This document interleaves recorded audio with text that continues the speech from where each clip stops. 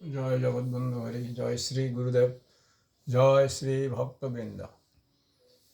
আজকে আমি সন্ধ্যা আরতির কথাই বলবো। মা যশোদা সন্ধ্যাবেলায় গোপাল যখন আসত তখন তাকে প্রদীপ দেখাতো, আরতি করত। মা যশোদার ধারণা ছিল যে গোপাল গোষ্ঠে গেছে, সেখানে গাছতলা বাঁশতলা বসেছে, যেখানে ভূতের বাসা। সেই চালতা গাছের তলায় বসছে, বাঁশ ঝাড়ের নিচে বসছে, তেঁতুল গাছের নিচে বসছে, নিম গাছের নিচে বসছে, চালতা গাছের নিচে বসছে। যেখানে ভূত থাকে, ভূত আশ্রয় করতে পারে, তাই আগুন ছিঁড়িয়ে নিত, তাতে ভূত চলে যায়। মায়ের মন ছেলেকে ভূতে আশ্রয় করতে পারে বা করেছে, আগুন চলে ভূত চলে যাবে। কিন্তু আমরা আরতি করি কেন? গোপাল তো ঘরেই থাকে। আরতি মানে হলো আমাদের আত্মসমর্পণ। প্রথমে ধূপকাঠি দিয়ে আরতি করা হয়, তার মানে দেহ সমর্পণ। ধূপকাঠি হলো দেহের প্রতীক। ধূপকাঠির উপর অত্যাচার করা হয়, জ্বালানো হয়, আবার তাকে ঘোরানো হয়। আমাদের সেই দেহটাও তাই। কেউ যদি আমাদের উপর অত্যাচারও করে তাহলে আমরা তার মঙ্গল চিন্তা করব। ধূপকাঠির উপর যাতে অত্যাচার হোক না কেন, ধূপকাঠি সুগন্ধা বিতরণ করে। আমাদের উপরও যত অত্যাচার হোক না কেন, আমরা মঙ্গল চিন্তা করবো, অন্যের উপকার করব। তার মানে ভগবানের কাছে আমরা দেহটা সমর্পণ করে দিলাম। এবার ভগবান আমাদেরকে দিয়ে যা করাবে তাই করবে।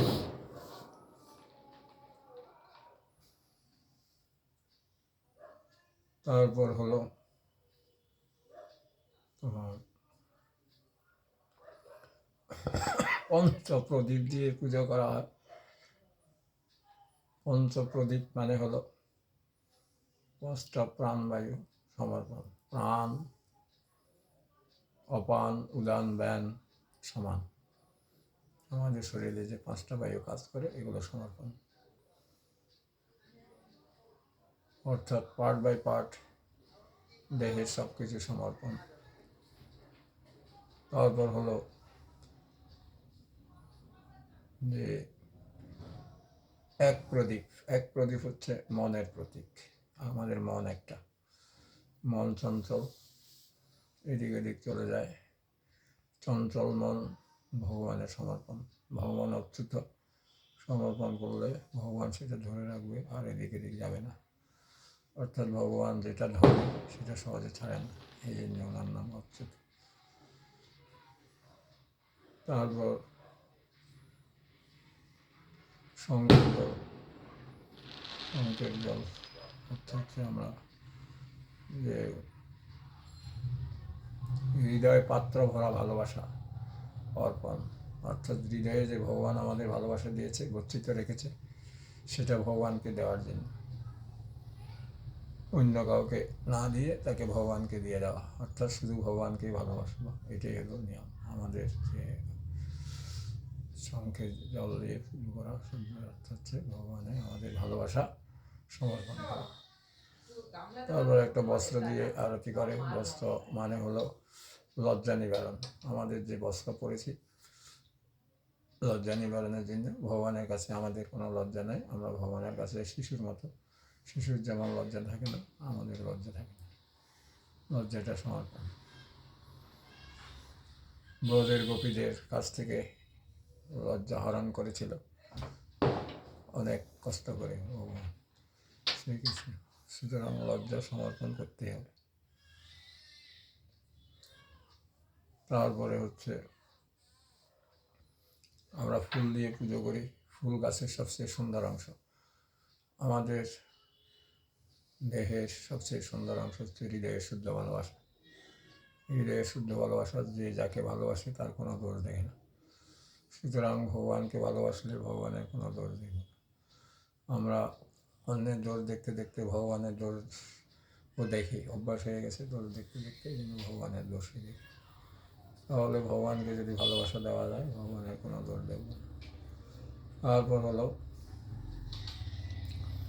যে চামচ বা পাখা, এগুলো যে অহং ভাব, ওটা সমর্পণ। আমি কর্তা,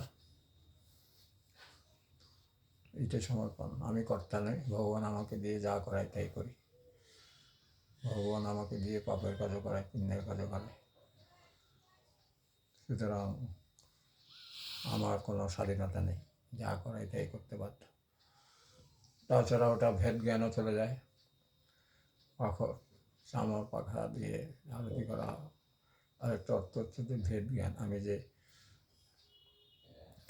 একজন পুরুষ আর একজন মেয়ে, ওটা সাপ, ওটা ব্যাঙ, ওটা গরু, ওটা ছাগল, কীটপতঙ্গ, সবাই আমাদের ভাই বোন, একই ভগবানেরই সন্তান সব। ভগবান হচ্ছে আমাদের পিতা, আর জগতে যা কিছু আছে সবই আমাদের ভাই আর বোন। সুতরাং এই ভেদ জ্ঞান যে আমাদের আছে, যে আমরা সাপকে সাপ মনে করি, গরুকে গরু মনে করি, তারা যে আমাদের ভাই বোন সেটা আমরা ভাবি না। ও স্ত্রী লোক ও পুরুষ লোক, এই ভেদ জ্ঞান আছে। এই ভেদ জ্ঞানটা ভগবানকে সমর্পণ করা, তাহলে আরতি মানে আত্মসমর্পণ। সুতরাং আমরা আরতি করার সময় প্রত্যেকটা আইটেম দিয়ে যখন আরতি করা হয় তখন সেটা মনে মনে ভাবতে হবে। এই ভাবনাটাই সাধন, ভাবনাটাই ভজন। জয় জগৎবন্ধু হরি, জয় শ্রী গুরুদেব, জয় শ্রী ভক্তবৃন্দ।